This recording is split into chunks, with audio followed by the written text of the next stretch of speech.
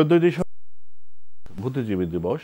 1971 সালের এই দিনে পাকিস্তানি দখলদার বাহিনী তাদের এদেশীয় সহযোগিতার সহায়তায় আমাদের বুদ্ধিজীবীদের একটি বড় অংশকে পরিকল্পিতভাবে হত্যা করে। বিজয়ের আগ মুহূর্তে যখন দখলদার পাকিস্তানি বাহিনী বুঝতে পারে যে তাদের পরাজয় অনিবার্য, তখন তারা তালিকা করে জাতির বরেণ্য সন্তানদের হত্যার জন্য ঘাতক বাহিনী আল বদর আল শামসকে লেলিয়ে দেয়। পাকিস্তানি দুঃশাসনের দিনগুলোতে আমাদের লেখক, সাংবাদিক, শিল্পী ও বুদ্ধিজীবীরা বিবেকের কণ্ঠস্বর হিসেবে দায়িত্ব পালন করেছেন। তারা অন্যায়ের প্রতিবাদ করেছেন। এসব কারণেই তারা পাকিস্তানি হানাদার বাহিনী ও তাদের দোসরদের জিঘাংসার শিকার হয়েছেন। এত কম সময়ে এত বেশি সংখ্যক বুদ্ধিজীবী নিধনের উদাহরণ দ্বিতীয় বিশ্বযুদ্ধ ছাড়া আর কখনো ঘটেনি। হানাদার বাহিনী বাংলাদেশকে মেধাশূন্য করার অভিপ্রায়ে চূড়ান্ত আঘাত এনেছিল, যাতে বাংলাদেশ উঠে দাঁড়াতে না পারে। কিন্তু বাংলাদেশ 50 বছরে এগিয়েছে অনেক। বিজয় দিবসের প্রাক্কালে আজকের এই দিনে আমরা জাতির এই মহান সন্তানদের শ্রদ্ধার সঙ্গে স্মরণ করি। শহীদ বুদ্ধিজীবী দিবস এবং বিজয় দিবস উপলক্ষে অদম্য বাংলাদেশ নামে আমরা ধারাবাহিক অনুষ্ঠান করছি। আজকে থাকছে প্রথম পর্ব। স্বাগত সবাইকে। আর আপনাদের সঙ্গে আছি আমি এস.এম. আকাশ। আর অদম্য বাংলাদেশে আমাদের আজকের অতিথি অধ্যাপক আবুল কাশেম ফজলুল হক, বিশিষ্ট রাষ্ট্রচিন্তক। আবুল কাশেম ফজলুল হক, আপনাকে স্বাগত জানাই। এই শহীদ বুদ্ধিজীবী দিবসের এই অনুষ্ঠানে বসে আপনার নিঃসন্দেহে আমি মনে করি যে সেই 50 বছর আগের স্মৃতি মনে পড়ছে, যে যখন হানাদার বাহিনী সে এদেশের যে আল বদর আল শামসরা যে বুদ্ধিজীবীদের হত্যা করেছিল, সেই দিনগুলোর স্মৃতি অবশ্যই কিছু মনে আছে, যদি একটু শেয়ার করেন। অনেক কথাই তো মনে আছে। রাজনীতি, সংস্কৃতি ইত্যাদি ক্ষেত্রে যেসব আন্দোলন হচ্ছিল এবং জনগণের ভেতর থেকে যে আশা আকাঙ্ক্ষা বিকশিত হয়েছিল, সর্বোপরি রাজনৈতিক ক্ষেত্রে যারা নেতৃত্ব দিয়েছিলেন, এর মধ্যে সবচেয়ে গুরুত্বপূর্ণ ভূমিকা বঙ্গবন্ধু শেখ মুজিবুর রহমানের। তাছাড়াও তখন মৌলানা ভাসানী ছিলেন, ওই ন্যাপ আরেকটা ছিল মুজাফর আহমদ অধ্যাপক, এরকম আরও কতগুলো বামপন্থী দল ছিল। এরা সকলেই সংগ্রামী ভূমিকা পালন করেছেন। তখনকার বাস্তবতায় ন্যায় অন্যায় বিবেচনা করে আমাদের রাষ্ট্রভাষা বাংলা, আমরা জাতি হিসেবে বাঙালি, যদিও আমরা পাকিস্তানের নাগরিক, এরকম চিন্তা ছিল। এবং এই প্রত্যেকটা ব্যাপার বিরোধের মধ্য দিয়ে এগিয়েছে। আমাদের দেশের ভিতরেও অল্প কিছু লোক ছিলেন যারা এই ধারার চিন্তা সমর্থন করতেন না, যারা পাকিস্তানবাদী দৃষ্টিভঙ্গি নিয়ে চলতেন। আর কেন্দ্রীয় যে সরকার ছিল, কেন্দ্রীয় যে নেতৃত্ব ছিল, তখন রাজধানী করাচিতে ছিল, শেষ দিকটায় ইসলামাবাদ হয়েছে, যেটা এখনও আছে। ওই জায়গা থেকে আমাদের বাঙালি জাতীয়তাবাদী চিন্তা, রাষ্ট্রভাষা বাংলা, তারপরে পাকিস্তানের নাগরিক হলেও পাকিস্তান এক জাতির রাষ্ট্র হয়নি, এখানে বাঙালিদের আলাদা সত্তা আছে, পাঞ্জাবিদের আলাদা সত্তা আছে, সিন্ধু বেলুচিস্তান ওই অঞ্চলের লোকদেরও আলাদা জাতীয় সত্তা, এবং এই যে উত্তর পশ্চিম সীমান্ত, এরকমভাবে আমরা দেখতাম। আমরা যাদের আজকে স্মরণ করছি তারাও এই দৃষ্টিতে দেখতেন। তো এই দৃষ্টিভঙ্গি নিয়ে চলা কঠিন ছিল। যারা এই ধারায় চিন্তা করেছেন বাঙালি জাতীয়তাবাদ, দেখা গেছে সরকারি চাকরিতে তাদেরকে একটু অসুবিধাজনক অবস্থায় রাখত। যথাসময়ে অন্যদের মতো তাদেরকে প্রমোশন দিত না, তাদের পোস্টিং একটু অপছন্দনীয় জায়গায় দিত, এবং নানাভাবে সুকৌশলে যারা পাকিস্তানবাদী শক্তি ছিল তারা বলা যায় বঞ্চনা, নিগ্রহ এগুলো চালাতো। এর মধ্য দিয়ে আমাদের অগ্রগতি হয়েছে। সরল রেখার মতো হয়নি, এর মধ্যে উত্থান পতন আছে, এর মধ্যে একদম এক একটা বিরোধের ক্ষেত্রে জিতে জিতে আমরা অগ্রসর হয়েছি। তখন যারা ছিলেন, যেমন রাষ্ট্রভাষা আন্দোলন, অনেক ত্যাগ স্বীকার করতে হয়েছে, কিন্তু পাকিস্তানের সংবিধানেও রাষ্ট্রভাষা বাংলা, উর্দু আছে তার সঙ্গে, এইগুলো আমরা অর্থাৎ আমাদের পূর্বসূরীরা আদায় করেছিলেন। ঠিক একইভাবে পাকিস্তানি জাতীয়তাবাদ সৃষ্টির অনেক চেষ্টা ছিল, কিন্তু সেইটা অতিক্রম করে মৌলানা ভাসানী, শেখ মুজিবুর রহমান, তাদের নেতৃত্বে এবং শেষ পর্যায়ে এই 6 দফা আন্দোলন, বঙ্গবন্ধুর নেতৃত্ব, এর মধ্য দিয়ে আমরা আমাদের জাতীয়তাবাদী চেতনা দৃঢ় করেছি। এবং পাকিস্তান সরকার যখন ক্রমাগত বাধা দিচ্ছে, নির্যাতন করছে, তখনও আমাদের যারা রাজনৈতিক নেতৃত্ব দিচ্ছিলেন এবং চিন্তার ক্ষেত্রেও যারা নেতৃত্ব দিচ্ছিলেন, যাদের বুদ্ধিজীবী বলা হতো, তারাও পরাজয় মেনে নেননি। নিজেদের ন্যায়সঙ্গত বক্তব্য তারা অবলম্বন করেছিলেন। এর মধ্য দিয়েই একটা পর্যায়ে আসলো আগরতলা ষড়যন্ত্র মামলা। এটাও তো বাঙালি জাতীয়তাবাদের বিরুদ্ধে। যাদেরকে অভিযুক্ত করা হয়েছে তারা যে কিছু কাজ করতে চেষ্টা করেছিলেন, মানে সরকারি গোয়েন্দা বাহিনী, এই মিলিটারি গোয়েন্দা বাহিনী জেনে যায়, এটাও আমাদের বাঙালি জাতীয়তাবাদী চেতনারই একটা খুব স্পষ্ট প্রকাশ। এটা ঠিক কথা যে যেভাবে তারা চেষ্টা করেছিলেন দেশ স্বাধীন করতে, ওইভাবে স্বাধীন করা যায় না। অবশ্যই গণ আন্দোলনের ধারা ধরে অগ্রসর হয়ে স্বাধীনতা অর্জন করা যায়। যে ব্যাপারটা বঙ্গবন্ধু শেখ মুজিবুর রহমানের নেতৃত্বে 6 দফা আন্দোলন এবং ওই ধারাবাহিকভাবে এখানে একটা নেতৃত্ব ছিল, নেতৃত্ব গুরুত্বপূর্ণ। এখন নেতৃত্ব যদি দুর্বল হয় তাহলে আদায় করতে পারে না। দুর্বল বলতে এখানে মানসিক চিন্তাভাবনা, এগুলো গায়ের জোরে তো সবটা কাজ করতে হয় না, গায়ের জোরে করারও লোক আছেন, কিন্তু যারা নেতৃত্ব দেবেন তাদের তো প্রধানত চিন্তা, দূরদর্শিতা, অতীত ইতিহাস সম্পর্কে এইগুলো দরকার হয়। তো এইভাবে আমরা এগিয়েছি। এখন একটা পর্যায়ে মানে প্রেসিডেন্ট ইয়াহিয়া খান, প্রধান সামরিক আইন প্রশাসক, তার আদেশক্রমে, তার সিদ্ধান্তক্রমে একটা একটা অপারেশন সার্চ লাইট নামে ঢাকা শহরে একটা খুব বড় মিলিটারি অপারেশন হয়। এই অপারেশনে কত লোক নিহত হয়েছেন এটা তো খোঁজ করে নির্ধারণ করা হয়নি। তো মুখে মুখে অনুমান করে যে প্রচার চালানো হয়েছে, ওই মুজিবনগর সরকার গঠিত হয়েছিল, সেখানে তাজউদ্দিন সাহেবও তার বেতার ভাষণে নানা উপলক্ষে যে হিসাব দিয়েছেন, সেটাতে বলা হয়েছে 1010 লোককে ওই 25শে মার্চ 26শে মার্চ এই সময়ে হত্যা করা হয়েছে। 1010 মানে এক্স্যাক্টলি যে 10,000 তা না, 1010 মানে 10,000-এর মতো একটা বড় সংখ্যক লোককে হত্যা করা হয়েছে। ওই সময়েও বুদ্ধিজীবীরা টার্গেট ছিলেন, রাজনীতির ভেতরে তো ছিলেনই, আওয়ামী লীগ, ছাত্রলীগ, বামপন্থী বিভিন্ন দল, তারা আগেই নিজের জায়গায় না থেকে সরে থেকে আত্মরক্ষা করার চেষ্টা করেছেন। বুদ্ধিজীবীদের মধ্যে অনেকে এতটা সতর্ক ছিলেন না। এই ঢাকা বিশ্ববিদ্যালয়ে 25শে মার্চ দিবাগত রাত্রে যে আগুন করেছে, তাতে অধ্যাপক গোবিন্দচন্দ্র দেব, অধ্যাপক ওই আরও কয়েকজন, বেশ ইংরেজি বিভাগের 2জন অধ্যাপক, জ্যোতির্ময় গুহ ঠাকুরদা, তারপরে ওই অধ্যাপক রাশেদ, ইতিহাস বিভাগে কয়েকজন, দেখলে দেখা যাবে যে ওই দিনই বিখ্যাত চিন্তাবিদ, বুদ্ধিজীবী, শিক্ষক হিসেবেও প্রভাবশালী, সারা দেশের লোক তাদের নাম জানেন, এরকম 6-7 জন শিক্ষককে তারা হত্যা করেছেন। এই শিক্ষকরা সবাই একটু ভোকাল ছিলেন, কথাবার্তা বলতেন এবং আমরা কি চাই, আমাদের কেন চাওয়া উচিত, এগুলো কথা বলতেন। তো এরকম 6-7 জনকে তারা ওই রাত্রেই হত্যা করে। তারপরে মুক্তিযুদ্ধ চলে এবং মুক্তিযুদ্ধের কেন্দ্রীয় নেতৃত্ব তো তখন মুজিবনগর সরকার, যেটা প্রবাসে ছিল, প্রধানত কলকাতায় অবস্থান করে তারা কাজ করেছেন। দিল্লির সঙ্গেও তাদের যোগাযোগ ছিল এবং মস্কো এই বাংলাদেশের আন্দোলনকে টোটাল সমর্থন দিয়েছিল ভারত সরকারের মানে সহযোগী হিসেবে। তো এই যে দিল্লি, মস্কো, এদের সমর্থন আমরা পুরোপুরি পেয়েছি।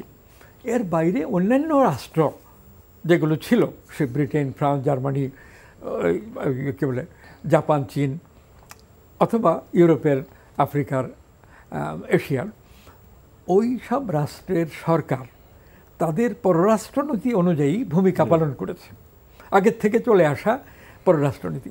আমাদের যুদ্ধের জন্য কোনো রাষ্ট্রই তার পররাষ্ট্রনীতি পরিবর্তন করেননি। মস্কো, দিল্লি আগে থেকেই একটা ধারায় চিন্তা করত, সেই ধারায় আমাদের আন্দোলনকে টোটাল সমর্থন দিয়েছেন। আর যেসব রাষ্ট্রের সরকার সমর্থন দিত না, তারাও কিন্তু বাংলাদেশ আন্দোলনের খুব একটা বিরোধিতা করেনি। আজকে আমেরিকা যদি টোটাল বিরোধিতা করতো তাহলে আরও অনেক রক্তক্ষয় হতো এবং পরিণতি কী হতো বলা কঠিন। চীন মানে বিরোধিতা করছে, কিন্তু সেই রকম অ্যাক্টিভলি বিরোধিতা করছে বলে মনে হয় না। সেরকম অ্যাক্টিভ বিরোধিতা করলে চীন এগিয়ে আসলে তার পাল্টা নানান শক্তি আসতো, আমাদের গোটা ব্যাপার নষ্ট হয়ে যেত। আর পৃথিবীর সব রাষ্ট্রেরই জনসাধারণ এবং ইন্টেলেকচুয়ালস, জাস্টিস লাভিং মানে ন্যায়কামী বুদ্ধিজীবী যারা ছিলেন, তারা অ্যাক্টিভলি সমর্থন দিয়েছেন। ব্রিটিশ গভর্নমেন্ট আমেরিকার মতোই আমাদের পক্ষে ছিলেন না, তারা একরকম নীরবতা অবলম্বন করে চলেছেন। কিন্তু ব্রিটিশ ইন্টেলেকচুয়ালরা, ফ্রান্সেরও একই কথা, ওখানকার ইন্টেলেকচুয়ালরা আমাদেরকে প্রবলভাবে সমর্থন দিয়েছেন, ক্ষতি স্বীকার করে সমর্থন দিয়েছেন। এইটি আমাদের মুক্তিযুদ্ধে জয়লাভ করার এবং পাকিস্তান সরকার ইয়াহিয়া সরকারের মিলিটারি রুলার্স তাদের পরাজিত হওয়ার, আত্মসমর্পণ করার একটা বড় কারণ। মূল ব্যাপারটা আমাদের নিজেদের সংগ্রাম, আমাদের মুক্তিযোদ্ধাদের সংগ্রাম, আমাদের রাজনৈতিক নেতৃত্ব। ওই সময়টায় বঙ্গবন্ধু ফিল্ডে ছিলেন না, কিন্তু তাজউদ্দিন আহমদের নেতৃত্বে যে সরকার গঠিত হয়েছিল সেই সরকারের নেতৃত্ব এবং কিছু লেখক শিল্পী তারাও দেশ ছেড়ে ভারতে আশ্রয় নিয়েছিলেন, তারাও একেবারে নিষ্ক্রিয় বসে থাকেননি।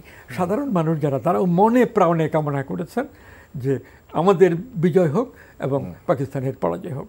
তো এই যে নৈতিক সমর্থন এবং বিবৃতি দিয়ে, বক্তৃতা দিয়ে সমর্থন, এইটা বাংলাদেশ সরকার টোটালি পেয়েছেন। আমাদের বিজয়ের এগুলো কারণ। তো আরেকটা কথা হলো যে 1947 থেকে 71 পর্যন্ত পাকিস্তান সরকার, মুসলিম লীগের সরকার ছিল, তারপরে সোহরাওয়ার্দী সাহেব কিছুদিন প্রধানমন্ত্রী ছিলেন, বছর দেড়েক, আরও পরে সরকার হয়েছে। ওই সরকারগুলো গড়পড়তা করাচিকে শক্তিশালী রাখা, ইসলামাবাদকে শক্তিশালী রাখা, এই নীতিতে কাজ করছে। পূর্ব বাংলার স্বায়ত্তশাসন অথবা পূর্ব পাকিস্তানের স্বায়ত্তশাসন দিলে তো পাকিস্তানের কেন্দ্রীয় শক্তি দুর্বল হয়ে যাবে। কেন্দ্র শক্তিশালী হলে পূর্ব বাংলাও, পূর্ব পাকিস্তানও লাভবান হবে। এইরকম কথা হোসেন শহীদ সোহরাওয়ার্দীর মতো লোকও বলেছেন, যিনি আওয়ামী লীগের সভাপতি ছিলেন কেন্দ্রীয়। কিন্তু সোহরাওয়ার্দী সাহেব মারা যাওয়ার পরে অল্প সময়ের মধ্যেই বঙ্গবন্ধুর নেতৃত্ব আওয়ামী লীগে সুপ্রতিষ্ঠিত হয়। তিনি পূর্ব পাকিস্তান আওয়ামী লীগের সভাপতি হন এবং তার পরেই অল পাকিস্তান আওয়ামী লীগের অর্থাৎ পাকিস্তান আওয়ামী লীগেরও সভাপতি হন। পাকিস্তান আওয়ামী লীগ কখনো দল হয়ে ওঠেনি। পশ্চিম পাকিস্তানের হয়তো কমিটি করা হয়েছে, একটা সাইনবোর্ড, সিল, প্যাড আছে এরকম, কিন্তু কার্যত যে ব্যাপক সমর্থন এইটা পাকিস্তানের কোথাও পায়নি। এই 70-এর নির্বাচনে পাকিস্তানের কোথাও আওয়ামী লীগ একটি সিটেও যেতে পারেনি। কিন্তু পূর্ব পাকিস্তানে তো সবই আওয়ামী লীগেরই। আওয়ামী লীগের বাইরে 2 জন জিতেছিলেন। একজন নুরুল আমিনের রাজনীতিতে অখ্যাতি ছিল, কারণ রাষ্ট্রভাষা আন্দোলনের সময় তিনি রাষ্ট্রভাষা বাংলার বিরোধিতা করেছিলেন। কিন্তু এমনিতে নুরুল আমিনকে ব্যক্তিগতভাবে কেউ খারাপ বলতেন না, খুব ভদ্র ব্যবহার করতেন, সেটা আমরা দেখেছি।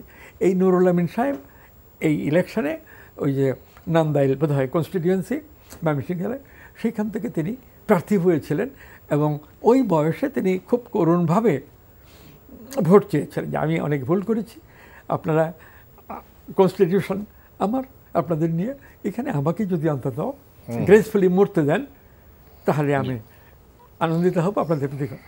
এই অবস্থায় নুরুল আমিন সাহেব যেতেন। আর ওইখানে সন্তুলার মার বড় ভাই কি ছিলেন নাম, দাঁড়িয়েছিলেন হিল ট্রাক্সে, তিনি সেখান থেকে পাশ করেছিলেন। প্রেক্ষাপট আমরা কিভাবে রাজনৈতিক ঘটনা প্রবাহ কিছু সবগুলো সুন্দরভাবে তুলে ধরেছেন। আমাদের যে বুদ্ধিজীবী হত্যা করা হলো ওই সময় যারা প্রতিবাদ করেছিল, এটা পথ দেখাতো, অন্যায়কে তুলে ধরতো, সেই বুদ্ধিজীবী হত্যার পরে যে বাংলাদেশ আমরা পেলাম, সেই স্বাধীন বাংলাদেশে এসে সেই যাদের হত্যাকারী, যারা অপরাধী, তাদের বিচারের প্রসঙ্গটা অনেক দেরিতে হলেও যারা শীর্ষ অপরাধী ছিল বিচার হয়েছে এবং বিচার কার্যকরও হয়েছে। কিন্তু আপনি নিশ্চয়ই জানেন যে 2 জন শীর্ষ অপরাধী এখন বিদেশে, একজন যুক্তরাষ্ট্রে এবং যুক্তরাজ্যে পালিয়ে আছে, তাদের খোঁজ খবর আমরা তেমনটা পাই না। এই যে যেমন আমরা একদিকে বিচার করেছি, কার্যকর হয়েছে, এবং যারা হত্যা করেছে তারা এখনো কোথাও না কোথাও পালিয়ে আছে, তাদেরকে আমরা ফেরত আনতে পারিনি। আপনি কি বলবেন এই বিষয়টিকে?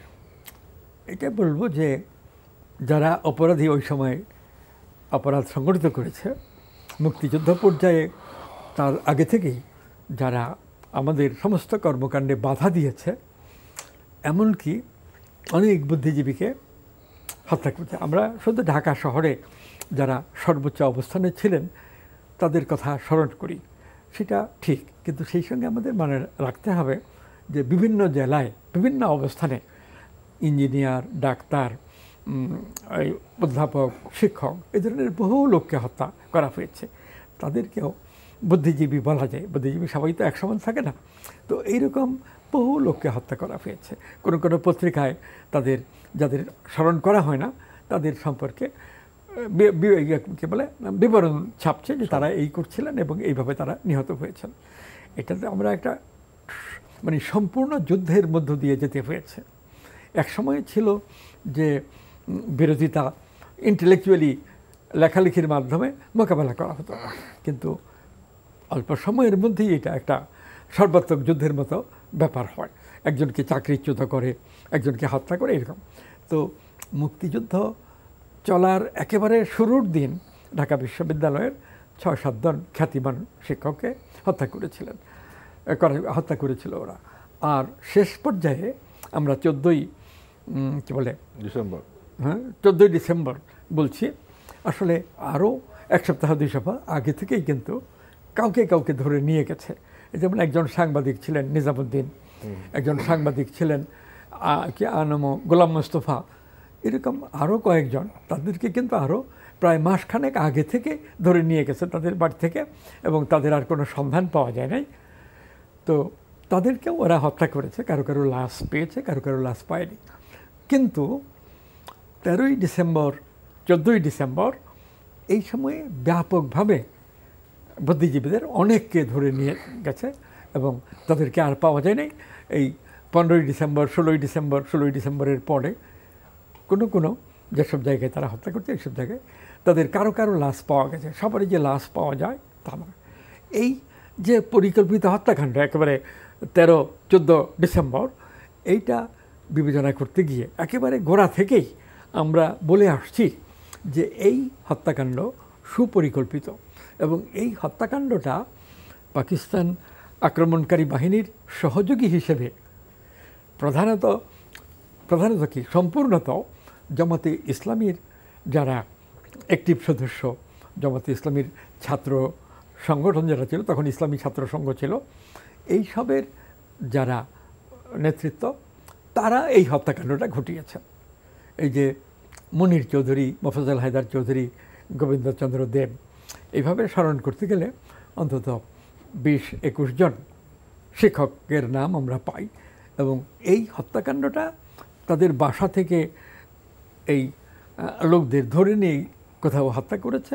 মিরপুরে এক জায়গা ছিল, এখানে আরেকটা রায়ের বাজারে, এইসব জায়গায় তাদের লাশ পাওয়া গেছে, সবার লাশ পাওয়া যায়নি।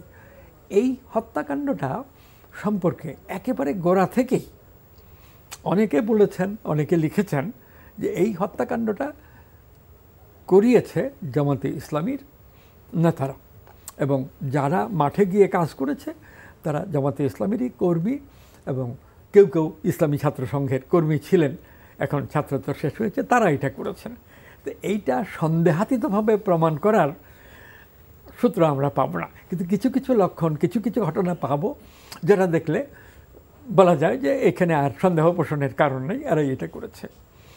পাকিস্তান আর্মি যে এরকমভাবে পরিকল্পনা ভেতর থেকে করেছে এটা অনেকে মনে করেন না, কিন্তু এটা সম্পূর্ণত এই জামাতের নেতৃত্ব তারা পরিকল্পনা করে করেছে।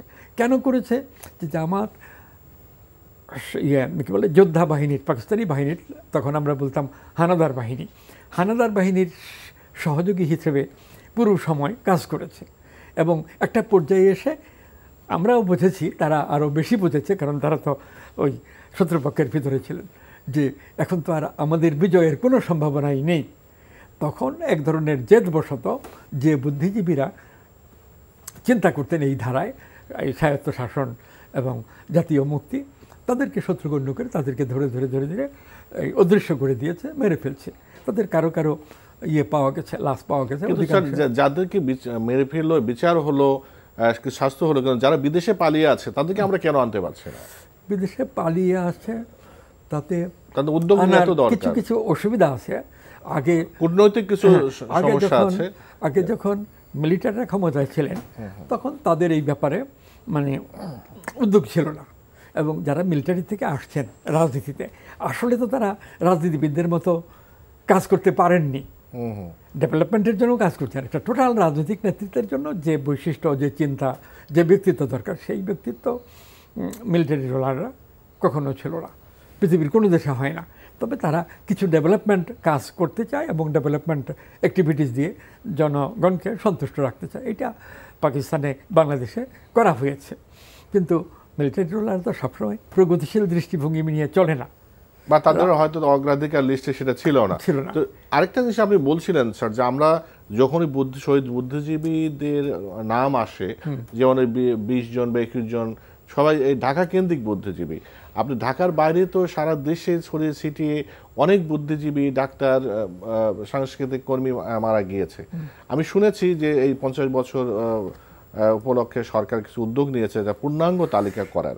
আমাদের এই 50 বছরও তো আমরা পূর্ণাঙ্গ তালিকা করতে পারি নাই। এটা খুব জরুরি ভিত্তিতে করা দরকার কিনা? ব্যাপারটা হলো তালিকা প্রকাশ করতে না পারা, এটা অবশ্যই আমাদের জাতীয় ব্যর্থতা। এই সরকার করেন নাই, ওই সরকার করেন নাই, অর্থাৎ all the governments fail to do it.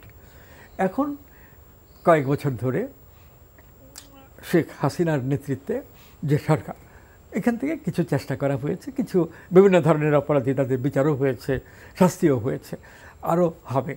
এখন যারা বিদেশে পালিয়ে আছে তাদের একটা ব্যাপার আছে যে কোনো কোনো রাষ্ট্রের সরকার দিতে চায় না। একজন আমাদের কাছে আশ্রয় চেয়েছে এবং যে আশ্রয় চেয়েছে আমরা দিয়েছি, সেই আশ্রয় চাওয়া ব্যক্তিদের অন্য দেশের সরকার চাইলেই আমরা দিয়ে দেবো তা না, আমরা দিতে চাই না, তাদেরকে রক্ষাই করতে চাই। কারণ প্রাণের ভয়ে যে এসে আশ্রয় নিচ্ছে তাদেরকে এইভাবে দেওয়া, এই একটা নীতি কাজ করে অনেকের মধ্যে। আর বাংলাদেশ সরকারের সঙ্গে নানা রকম ডিপ্লোম্যাটিক সম্পর্ক আছে, সেই সম্পর্কের মধ্যেও নানান শর্ত আছে। সেই সব কারণে এদেরকে আনা কঠিন। যেমন বঙ্গবন্ধু হত্যার যারা আসামি, তাদের মধ্যেও তো 3-4 জন এখনও পলাতক আছে, তাদেরকে আনার জন্য চেষ্টা করছে কিন্তু পেরে উঠছে না। এর নানাবিধ কারণ আছে। একটা বড় কারণ হলো কোনো কোনো সরকার, মানে ওই দেশে সরকারের পররাষ্ট্র নীতি বা তাদের নীতির কারণে আমরা পারছি না এরকম। আর হলো যে এই বুদ্ধিজীবী হত্যাকাণ্ড, এখানেও একটা লক্ষ্য করার বিষয়, আওয়ামী লীগের সমর্থক বুদ্ধিজীবী খুব কম ছিলেন তখন। সেটা তো একটা হলো একটা দিক। যদি তখন ছিলেন যাদেরকে বামপন্থী বলা হয়। বিভিন্ন কমিউনিস্ট পার্টি তো আমাদের দেশে একটা ভেঙে একসময় 40টা কমিউনিস্ট পার্টি হয়ে গেছিলো, তাদের মধ্যে ঐক্য ছিল না, সেইটাই তাদের অসাফল্যের বড় কারণ। ঐক্য থাকলে তারা বক্তব্য আরও উন্নত করতে পারতেন, ভুলত্রুটি থেকে শিক্ষা নিতে পারতেন, কিন্তু নিজেরা কেউ কাউকে মানতে চায়নি। একটু যোগ্য লোক হলেই তিনি নেতা হতে চেয়েছেন, নানাভাবে সেটা ভেঙে গেছে। কিন্তু যারা ইন্টেলেকচুয়াল বলে পরিচিত, তাদের দেখা যায় একটা সাধারণ সমর্থন তখন সমাজতন্ত্রের প্রতি ছিল। সেই হিসাবে বলছি যে আওয়ামী লীগের সমর্থক বুদ্ধিজীবীর সংখ্যা শেষ পর্যায়ে কিছু হয়েছে, কিন্তু আগে ছিল প্রধানত ওই বামপন্থী ধারার। আরেকটা যদি বলেন স্যার, এই যে এই দিবসের সাথে সাধারণভাবে একটা প্রশ্ন আসে যে বুদ্ধিজীবী যারা দেশের জন্য জীবন দিলেন, তাদের পরিবার বা তাদের সন্তান সন্ততি কেমন আছে এই বাংলাদেশে? অনেক সময় পত্রপত্রিকায় দেখি যে অনেকে হয়তো দুর্দশার মধ্যে আছে, এরকম খবর টবর পান কিনা? একটা ব্যাপার হলো তাদেরকে কতটা সম্মান দেখেছে রাষ্ট্র? অনেকেই কোনো সহায়তা পাননি, চারপাশের প্রতিবেশীরা কিছু কিছু সহায়তা দিয়েছেন, কিন্তু রাষ্ট্রীয়ভাবে সরকারিভাবে অনেকেই সাপোর্ট পায়নি। ঢাকার বাইরে শহরগুলোতে কিছুটা পেয়েছে, কিন্তু গ্রামাঞ্চলে এখানে ওখানে পায়নি। আর হত্যাকাণ্ড গ্রামাঞ্চলে এখানে অনেকগুলো মুসলিম লীগের লোকেরা করেছেন।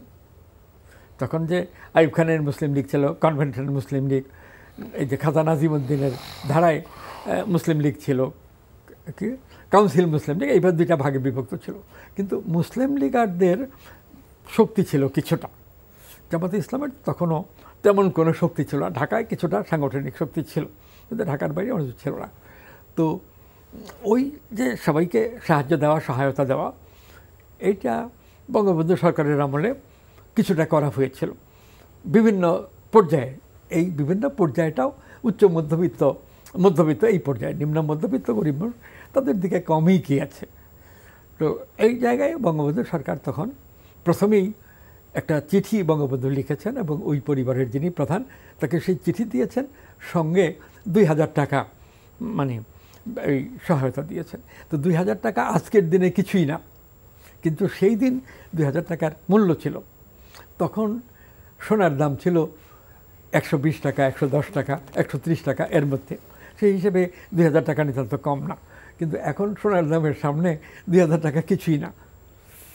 কিন্তু এটা তো ধারাবাহিকভাবে তাদের তো একটা সহযোগিতা কন্টিনিউ করা উচিত ছিল ধারাবাহিকভাবে।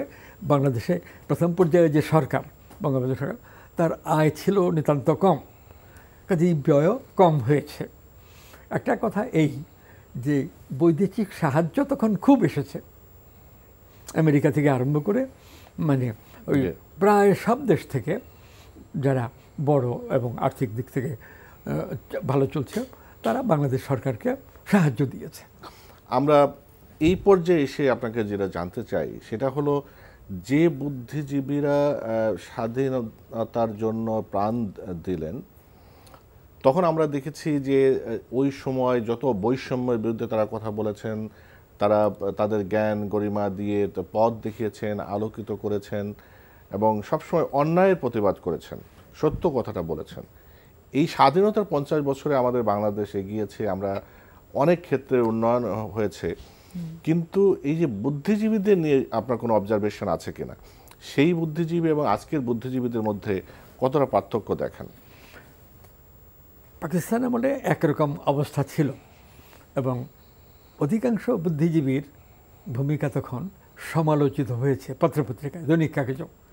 কোনো কোনো কাজ তারা করেছেন যেটা করা উচিত ছিল না, এই জন্য বুদ্ধিজীবীদের বৃহত্তর অংশ সমালোচিত হয়েছেন। কিন্তু কিছু ব্যক্তি ছিলেন যাদের ভূমিকা কেউ মানে খারাপ মনে করতেন না, যে ওরা কোনো মানে অন্যায় করতে পারে না, ভুল করতে পারেন কোনো কারণে, কিন্তু ভুল ধরা পড়লেই সংশোধন করে। যেমন এখানে ছিলেন ইত্তেফাক পত্রিকার সম্পাদক মানিক মিয়া, খুব দৃঢ়চিত্ত।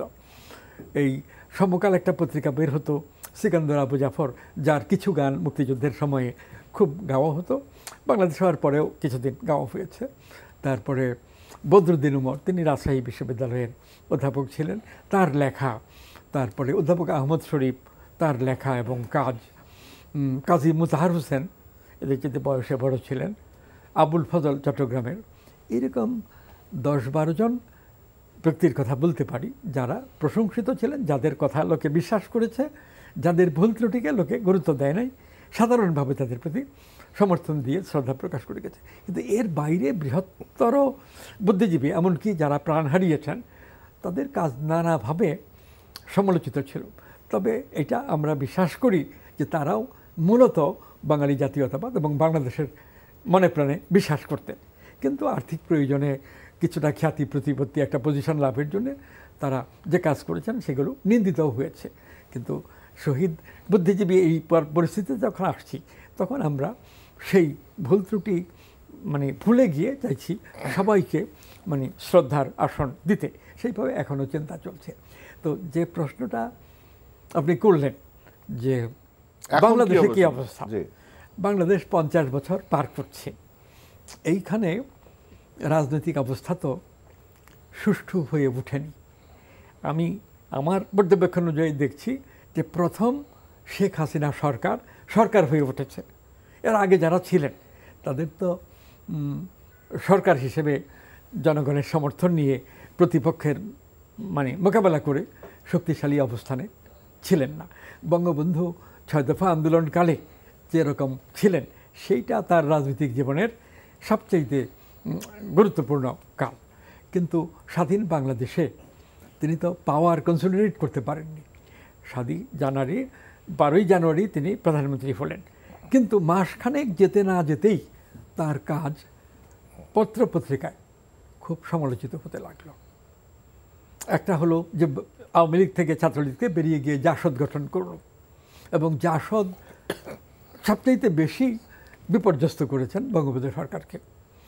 তারপরে বঙ্গবন্ধুর সরকারের ভিতরেই খন্দকার মোস্তাক, তাহেরউদ্দিন ঠাকুর, এদের একটা গ্রুপ ছিল।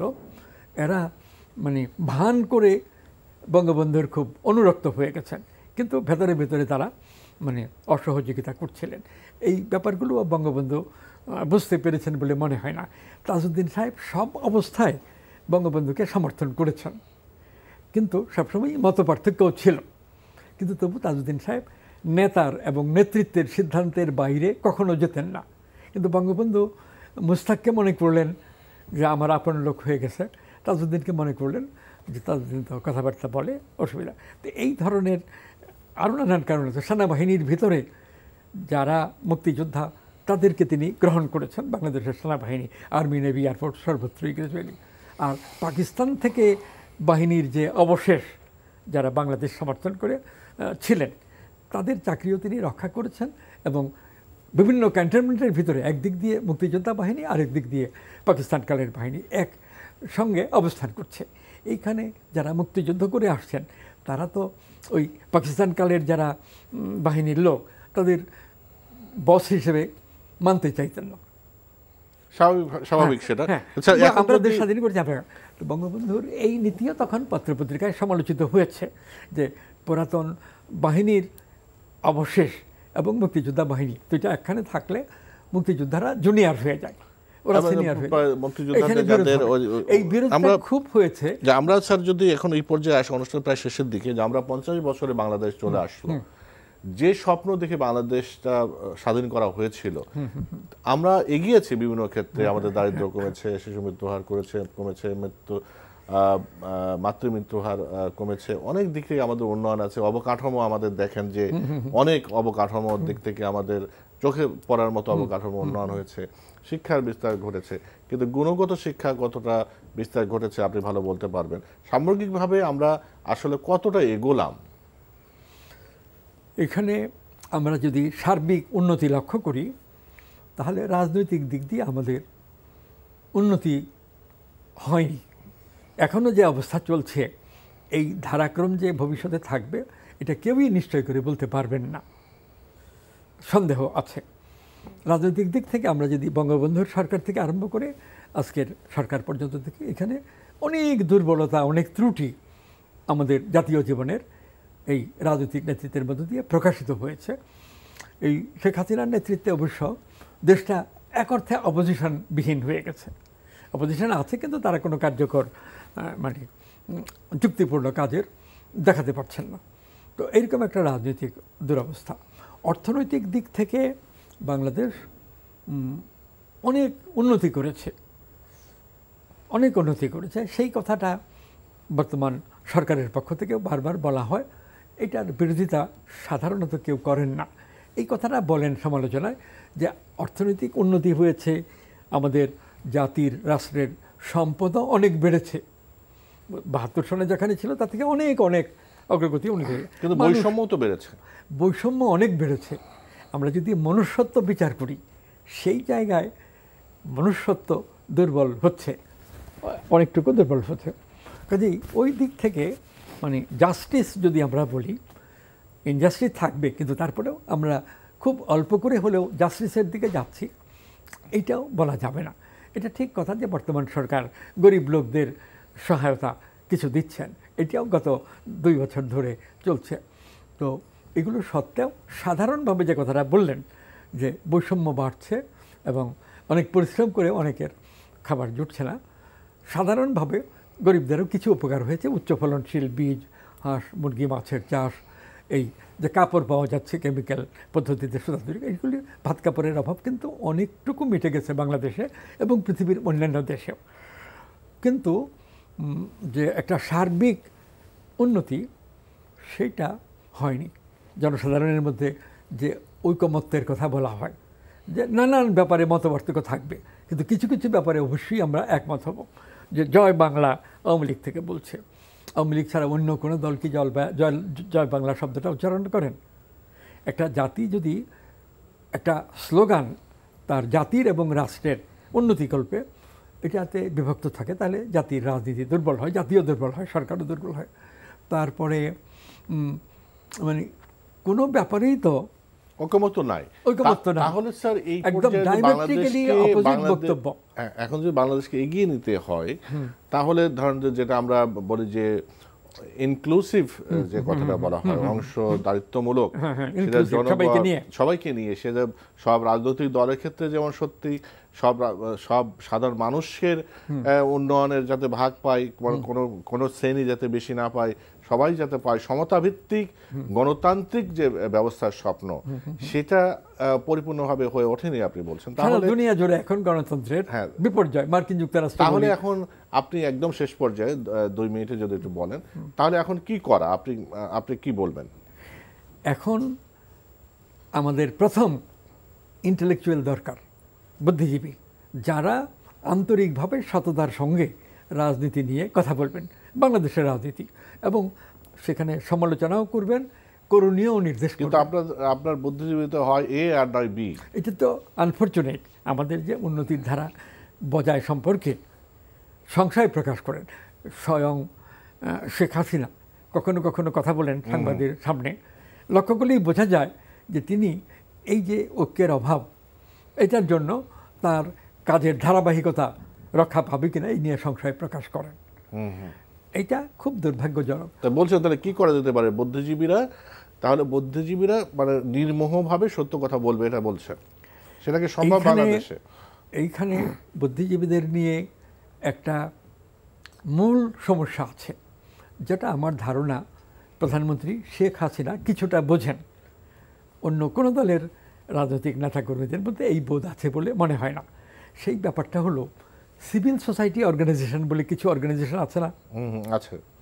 আচ্ছা, এই যে সুজন, হাঙ্গার প্রজেক্ট, এই কি বলে ওই যে রহমান সোহান সাহেবরা করছেন অর্গানাইজেশন, হ্যাঁ, election watch, democracy watch, FEMA, অনেকগুলো সোসাইটি আছে, ওই parliament watch, election commission watch, minority watch, এরকম 50-60টা ওয়াচ অর্গানাইজেশন আছে। এরা বলেন যে আমরা রাজনীতি করি না, আমরা রাজনৈতিক বক্তব্য প্রকাশ করি, বাংলাদেশের রাজনীতি সুষ্ঠু ধারায় অগ্রসর হোক, এটা চাই। এখন এই সংগঠনগুলোর মূল দুর্বলতা এই জায়গায় যে তারা এই কাজ তো নিজের ঘাটের পয়সা খরচ করে করেন না। এই কাজটা বাংলাদেশের জনগণের কোনো কোনো অংশ থেকে অথবা সবার থেকে চাঁদা নিয়ে সাহায্য নিয়েও করেন না। এই অর্গানাইজেশনের পেছনে বৈদেশিক অর্থ আছে। তো আপনি বা আমি যদি কোনো লোকের কাছ থেকে টাকা নিয়ে কাজ করতে যাই, তো তাহলে তাদের কোনো এজেন্ডা থাকবে, তখন ওদের এজেন্ডা আমাকে বাস্তবায়িত করতে হয়। শতকরা 100 ভাগ না, ওদের এজেন্ডা হয়তো শতকরা 60 ভাগ, আর শতকরা 40 ভাগ এই বাংলাদেশের স্বার্থে কথা বলে। তো এইটার জন্য এই সিভিল সোসাইটি অর্গানাইজেশনগুলোর জন্য বাংলাদেশের রাজনীতি একটা জাতীয় রাজনীতির ধারায় এগোতে পারছে না। আওয়ামী লীগও অতীতে অনেক ভুল কাজ করেছে, বিএনপিও আগে অনেক ভুল কাজ করেছে। আওয়ামী লীগ ওই ভুলগুলো থেকে মুক্ত হওয়ার চেষ্টা করছে, কিন্তু তারপরেও সংশয় আওয়ামী লীগের নেতাদের মধ্যে, বাংলাদেশের প্রধানমন্ত্রী শেখ হাসিনা, বঙ্গবন্ধু কন্যা, তার মধ্যেও আছে। আসলে তো এই সিভিল সোসাইটি অর্গানাইজেশনগুলো অন্যের এজেন্ডা বাস্তবায়িত করে বাংলাদেশ। তাহলে শেষ কথা কি বলবেন স্যার? এখন এইখানে বলবো যে অসাধারণ চরিত্রবল সম্পন্ন কিছু ইন্টেলেকচুয়াল দরকার। 1 জন 2 জন 5 জন 10 জন হলো, তারা যদি কোনো রাজনৈতিক দল থেকে সাপোর্ট পায় তাহলে সেটা খুব সৌভাগ্যের কথা। আর প্রচার মাধ্যমের দিক থেকেও যদি সাপোর্ট পায় তাহলে সেইটাও খুব ভালো। কিন্তু বর্তমানে প্রচার মাধ্যমও ওইভাবে চেষ্টা করছে না কাউকে কাউকে একটু সামনে আনা প্রচার দিয়ে, আর কোনো রাজনৈতিক দল তো করছেই না। এখন এমন একটা অবস্থা হয়েছে যে আমাদের ব্যাপকভাবে সিভিল সোসাইটি অর্গানাইজেশনে কাজ করছেন বুদ্ধিজীবীরা। আগে তারা বুদ্ধিজীবী বলে পরিচয় দিতেন, এখন একেবারে সামনের সারির লোকেরা বিশিষ্ট নাগরিক বলে আত্মপরিচয় দেন। কেন বুদ্ধিজীবী পরিচয় ছেড়ে বিশিষ্ট নাগরিকতে আসলেন? বিশিষ্ট নাগরিক বলতে কি বোঝায়? অনেকে বোঝেন, এবং এটা আমাদের প্রধানমন্ত্রী বোঝেন যে বিশিষ্ট নাগরিক মানে তারা বৈদেশিক আর্থিক সহায়তা নিয়ে বাংলাদেশের রাজনীতির জন্য কাজ করেন। অনেক ধন্যবাদ স্যার, আজকে পর্যন্ত। এটা হলো সংকট। এই সংকটের মধ্যে অল্প সংখ্যক লোক যদি হন, তারা যদি কোনো কোনো মহল থেকে সাপোর্ট পান, তাহলে চিন্তার একটা ধারা দাঁড়াবে, কাজের ধারাও তারপর দাঁড়াবে, তাতে আমাদের জাতীয় মুক্তি, জাতীয় উন্নতি আর অবশ্যই হবে স্যার, আমরা সেই প্রত্যাশা রাখি। এই জন্যই আমরা নাম দিয়েছি অনুষ্ঠানে অদম্য বাংলাদেশ। অবশ্যই, হ্যাঁ। প্রিয় দর্শক, আজ এ পর্যন্তই। আপনারা দেখলেন শহীদ বুদ্ধিজীবী দিবস উপলক্ষে আমাদের বিশেষ আলোচনা অনুষ্ঠান অদম্য বাংলাদেশ, তার প্রথম পর্ব। আর এই প্রথম পর্বে আমাদের অতিথি ছিলেন অধ্যাপক আবুল কাশেম ফজলুল হক, রাষ্ট্রচিন্তক। তার চিন্তা চেতনার কথা তিনি বললেন, শুনলেন।